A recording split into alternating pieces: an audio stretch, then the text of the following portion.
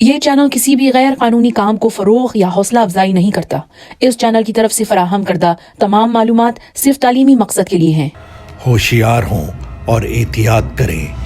اس programme میں ایسے واقعات کا تبصرہ کیا گیا ہے جو بچوں کے لیے بالکل ہی نامناسب ہے۔ بھیڑیا دمبے کی کھال میں، یہ کہاوت کچھ لوگوں پر بہت جچتی ہے۔ اندر سے کچھ، باہر سے کچھ۔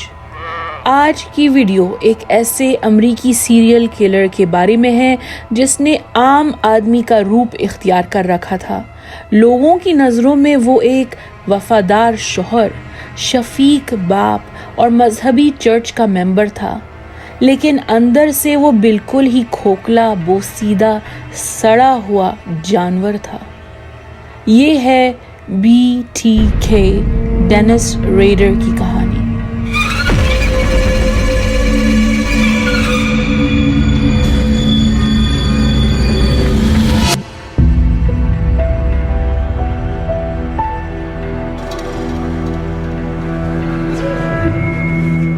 امریکی ریاست کینزس کے شہر پٹسبرگ میں 9 مارچ 1945 ڈینس ریڈر کا یوم پیدائش تھا۔ ماں ڈورتھی مے اور باپ ولیم کے من جملہ 4 بیٹے تھے: ڈینس، پال، بل اور جیف۔ سب بچوں کی پرورش شہر ویچیٹا میں ہوئی۔ والدین پورا دن کام میں مصروف ہوتے تھے۔ ولیم گیس اور الیکٹریسٹی کی کمپنی میں نوکری کرتا تھا، ڈورتھی بک کیپر تھی، اور وہ دونوں بچوں پر بہت کم توجہ دیتے تھے۔ ڈینس ریڈر، جو بھائیوں میں سب سے بڑا تھا، اسے والدین خصوصاً ماں سے بہت شکوے تھے۔ ڈینس بچپن سے ہمیشہ تنہا محسوس کرتا تھا، اور یہ احساس اس وقت شدت اختیار کر گیا جب اس نے ویچیٹا ہائٹس ہائی اسکول میں پڑھائی شروع کی، کیونکہ کسی نے بھی اس کی طرف دوستی کا ہاتھ نہیں بڑھایا۔ ڈینس نہایت سنجیدہ لڑکا تھا، نہ ہنستا تھا نہ مسکراتا تھا۔ جب وہ پیوبرٹی یعنی بلوغت سے گزرا تو اسے عجیب و غریب خیالات ستانے لگے۔ اس کے دماغ میں رسیوں سے کسی کو باندھنے اور عورتوں کے انڈرویئرز کا جنون سوار ہو گیا۔ کیونکہ ڈینس ریڈر جانتا تھا کہ وہ عام لوگوں سے مختلف تھا، اس نے اپنی خواہشات کو راز رکھا۔ اس کی بگڑی ہوئی نفسیات ایک دن جاگ گئی جب اس کی ٹیچر نے اس سے پوری کلاس کے سامنے ذلیل کیا۔ ڈینس اسکول کے بعد ٹیچر کا گھر تک پیچھا کرتا ہے اور کھڑکی میں کھڑے ہو کر اس کو گھنٹوں تک تاکتا ہے، بھوکی نگاہوں سے گھورتا ہے۔ اس کے اندر بے بس اور لاچار خواتین کو اذیت دینے اور ٹارچر کرنے کی فینٹیسیز پیدا ہو جاتی ہیں۔ دن رات وہ خون اور قتل کے خیالات میں مبتلا رہتا ہے۔ کیونکہ وہ کم عمر تھا اور اپنے ظالمانہ خوابوں کو پورا نہیں کر سکتا تھا، اس لیے اس نے محلے کے کتوں اور بلیوں کو پکڑنا شروع کر دیا۔ وہ انہیں کسی ویران جگہ لے جاتا، انہیں ٹارچر کرتا، رسیوں سے انہیں پھانسی دیتا تھا۔ جانوروں کو اذیت دینا اور مارنا، یہ خاصیت بہت سارے سیریل کلرز میں پائی جاتی ہے۔ اکثر انہیں آگ سے بھی بہت دلچسپی ہوتی ہے۔ 1965 اور 1966 کے درمیان کینزس ویسلین یونیورسٹی میں 2 سیمسٹر لینے کے بعد ڈینس ریڈر پڑھائی چھوڑ کر US ایئر فورس میں 1970 تک بھرتی ہو جاتا ہے۔ 4 سال میں اس کی postings Texas, Alabama, Okinawa, South Korea, Greece اور ٹرکی میں ہوتی ہے۔ وہ جہاں بھی جاتا ہے گھروں کی کھڑکیوں میں جھانکتا ہے، کپڑے اتارتی ہوئی عورتوں کو تکتا ہے۔ اگر کوئی اسے زیادہ پسند آ جاتی ہے تو وہ اس کے گھر میں چوری کرتا ہے۔ گھر سے کوئی قیمتی چیز نہیں لیتا، صرف انڈرویئر چوری کرتا ہے۔ 1970 میں وہ فوج کو چھوڑ کر ویچیٹا واپس لوٹ جاتا ہے۔ IGA سپر مارکیٹ میں گوشت کے ڈپارٹمنٹ میں کام کرتے ہوئے ڈینس باقاعدگی سے لوتھرن چرچ جاتا ہے، اور وہیں اس کی پہلی ملاقات پولا ڈیٹس سے ہوتی ہے۔ 1 سال کے تعلق کے بعد 22 مئی 1971 میں 26 سالہ ڈینس ریڈر اور 23 سالہ پولا شادی کر لیتے ہیں۔ پولا کی نظروں میں ڈینس ایک بہت اچھا شوہر ثابت ہوا. وہ اس کا خیال رکھتا تھا. ایک عام سلجھا ہوا محنتی آدمی تھا. وہ واقعی نہیں جانتی تھی کہ اس نے اپنی بد کرداری کے سارے راز پوشیدہ رکھے ہوئے تھے. شادی کے بعد 1973 میں Dennis Rader Butler county community college سے الیکٹرانکس میں ایسوسیٹ ڈگری حاصل کرتا ہے اور ADT سیکیورٹی سروسز میں نوکری شروع کرتا ہے. لوگوں کے گھروں میں الارم سسٹم انسٹال کرتا ہے. چلو اب تو وہ آسانی سے گھروں میں گھس سکتا تھا. بالکل صحیح. لومڑی کو مرغی کے دربے کی چابیاں دینے والی بات ہو گئی. اکثر جب وہ سیکیورٹی سسٹم گھروں میں لگانے جاتا تھا تو اسے گھر کی عورت اکیلے ملتی تھی. ڈینس ریڈر کو اپنے اندر کے شیطان کو زیر اثر رکھنا دن بدن دشوار ہو رہا تھا. اس دور میں وچیٹا کینزس ایک محفوظ پرامن شہر مانا جاتا تھا. کبھی کبھار کے ٹورنیڈوز یا طوفان کے علاوہ خوف کی کوئی بات نہیں ہوتی تھی. افسوس کی بات ہے کہ ایک اوٹیرو خاندان کے لیے وچیٹا میں زندگی ہمیشہ کے لیے بدلنے والی تھی. جوزف اور جولی اوٹیرو پورٹو ریکو سے کینزس منتقل ہوئے تھے یہ سوچ کر کہ ہمارا مستقبل امریکہ آ کر بہتر ہو جائے گا. وہی دور کے ڈھول سہانے. جوزف ایک میکینک تھا اور وہ اپنے 5 بچوں کے ساتھ سادہ طور طریقے سے رہ رہے تھے. ایک دن ڈینس نے جولی اوٹیرو کو سڑک پر چلتے ہوئے دیکھ لیا اور اس نے جولی کا گھر تک پیچھا کیا. کچھ دن تک ڈینس اوٹیرو فیملی کی جاسوسی کرتا ہے. ان کے روز مرہ کا سکیڈول سیکھتا ہے. ان کی روٹین جانچتا ہے. کب آتے ہیں کب جاتے ہیں. 15 جنوری 1974 ایک سرد صبح تھی جب ڈینس ریڈر نے پہلا حملہ کیا. جیسے ہی 38 سالہ جوزف اوٹیرو اپنے 3 بڑے بچوں کو ہائی اسکول چھوڑنے نکلا، ڈینس نے ان کے گھر کی ٹیلی فون لائن کاٹ دی. گھر کے اندر 34 سالہ جولی اوٹیرو اور اس کے 2 بچے تھے. 9 سالہ جو اور 11 سالہ جوزفین دونوں اس دن اسکول نہیں گئے تھے کیونکہ وہ بیمار تھے. ڈینس دروازے پر دستک دیتا ہے اور جیسے ہی جو دروازہ کھولتا ہے ڈینس گھر میں گھس جاتا ہے اور اپنی پستول نکال کر ان کو دھمکاتا ہے. ڈینس ان کو جھوٹی تسلی بھی دیتا ہے. کہتا ہے فکر مت کرو، میں تم لوگوں کو مارنے نہیں آیا ہوں، مجھے صرف پیسوں کی ضرورت ہے اور گاڑی چاہیے تاکہ میں پولیس سے بچ کر کہیں دور چلے جا سکوں. جولی اوٹیرو جس نے جوانی میں کراٹے کی ٹریننگ حاصل کی تھی ڈینس کا مقابلہ کرتی ہے لیکن ڈینس اس پر حاوی ہو جاتا ہے. اس کے ہاتھ اور پاؤں باندھ کر جولی کا گلا گھونٹ دیتا ہے. جو کے ساتھ بھی وہ یہی کرتا ہے. اچانک جوزف اوٹیرو گھر واپس آ جاتا ہے اور ڈینس اسے بھی رسیوں سے باندھ کر اس کا گلا بیلٹ کے ذریعے سے گھونٹ دیتا ہے. پھر آئی باری جوزفین کی. ڈینس بچی سے کیمرہ مانگتا ہے. وہ بتاتی ہے کہ ان کے گھر میں موجود نہیں. ڈینس اسے بیسمنٹ میں لے جا کر پائپوں سے لٹکا کر پھانسی دے دیتا ہے. پھر ڈینس گھر سے اپنا سامان، بچی ہوئی رسیاں، چاقو وغیرہ اپنے بیگ میں رکھ دیتا ہے. اوٹیرو گھر سے وہ 2 چیزیں سووینیر کے طور پر چوری کرتا ہے: جوزف کے ہاتھ کی گھڑی اور کچن میں رکھا ہوا ریڈیو. شام کے 4 بجے اسکول کے بعد جب 3 بڑے بچے چارلی، ڈینی اور کارمن گھر واپس آئے تو انہیں گھر کا پالتو کتا لکی باہر کی لان پر بیٹھا ہوا ملا. بچے دروازہ کھٹکھٹاتے ہیں لیکن کوئی دروازہ نہیں کھولتا. گھر میں ایک عجیب خاموشی چھائی ہوئی تھی. وہ دروازے کو دھکا دے کر کھولتے ہیں. سب سے پہلے قالین پر اپنے باپ کی لاش کو دریافت کرتے ہیں. اس کے سر پر پلاسٹک کی تھیلی چڑھی تھی، گلے میں بیلٹ بندھی تھی. ماں انہیں بستر پر مردہ ملتی ہے. سکتے کی حالت میں وہ پڑوسیوں کے پاس دوڑ کر پولیس کو فون کرتے ہیں. پولیس کی فورینسک ٹیم کو جو کی لاش ایک دوسرے کمرے میں ملتی ہے اور جوزفین کی لاش بیسمنٹ میں ملتی ہے. اس کی لاش آدھی ننگی تھی. آٹوپسی سے واضح ہوا کہ کسی کو بھی ریپ نہیں کیا گیا تھا، لیکن بیسمنٹ کی زمین پر ڈینس کا سپرم ملتا ہے.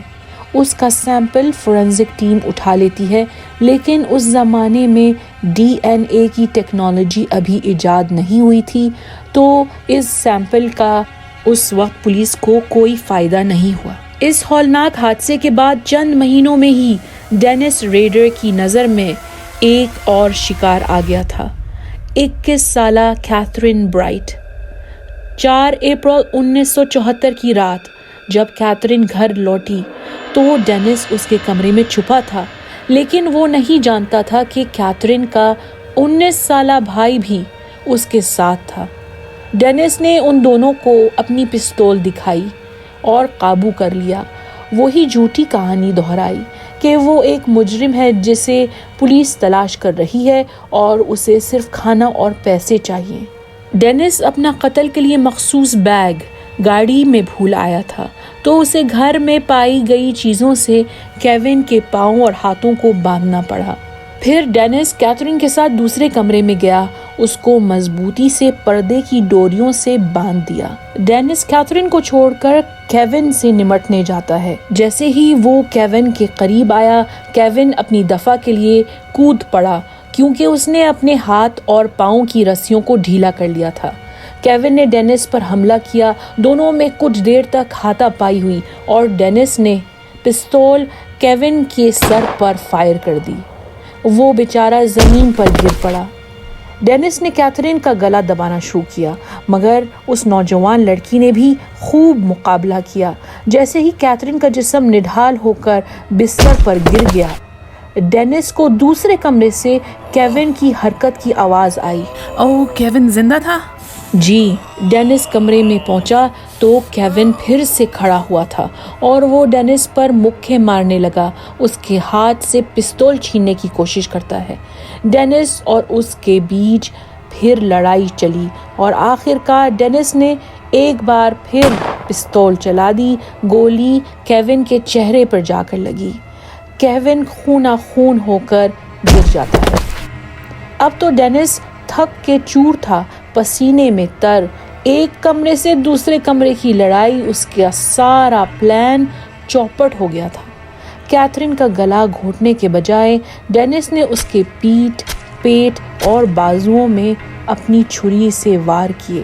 اسی دوران دوسرے کمرے میں کیون پھر کھڑا ہو گیا اور گھر سے بھاگنے میں کامیاب ہو گیا۔ ڈینس کو جلد بازی میں گھر سے باہر نکلنا پڑا۔ وہ اگلے محلے تک پیدل بھاگا جہاں اس کی گاڑی کھڑی تھی اور وہاں سے فرار ہو گیا۔ گھر پہنچ کر نہا دھو کر وہ صوفے پر بیٹھا جب تک اس کی بیوی بک کیپنگ کی نوکری سے گھر لوٹ گئی۔ ڈبل لائف جی رہا تھا یہ آدمی، گرگٹ کی طرح روپ بدل کر۔ کسی کو بھی اس پر شبہ نہیں تھا، عام سا بورنگ آدمی لگتا تھا وہ۔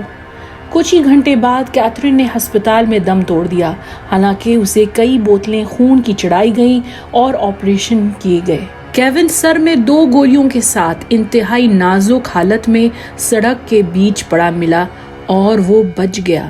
اس کی صحتیابی نے یہ ظاہر کر دیا کہ بعض اوقات انسانی جسم ہمارے تصور سے بھی زیادہ مضبوط ہوتے ہیں۔